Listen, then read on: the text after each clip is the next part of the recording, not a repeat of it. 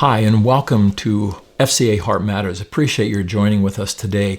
One of the principles of spiritual formation is learning how to keep God before our minds always. Intimacy is about living in direct, up-close, and personal relationship with Jesus. Psalm 16, 8-9 says, I have set the Lord continually before me.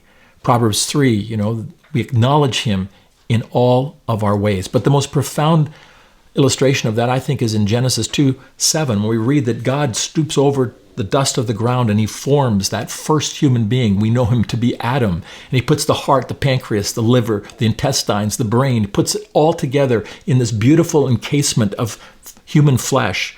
But of course, it's lifeless. And then God, awesome God, leans over, puts His mouth into the nostrils of Adam, and He breathes into the nostrils of Adam. And it's there we read in Genesis 2:7 that in the ingesting of the breath of God, Adam became a living being.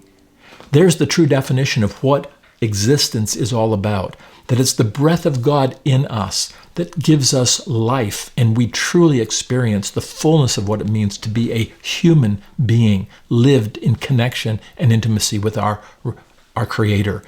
The question came to my mind the other day, what was the first thing that Adam saw when he opened his eyes?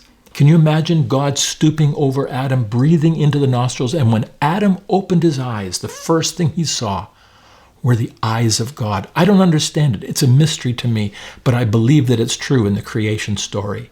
And it seems to me that's spiritual formation. It's how we are to live. God's face this close to us. My problem is I tend to live this way. I'm looking all around trying to avoid His gaze, and I'm spiritually unwell when I do these things. But if I understand Genesis 2:7, the way all of creation began is the way I'm to live my life, with God's face up close and personal. Spiritual formation is, yes, giving attention to what's going on inside of us, but it's drawing always God's presence close so that we ever have Him before our mind always.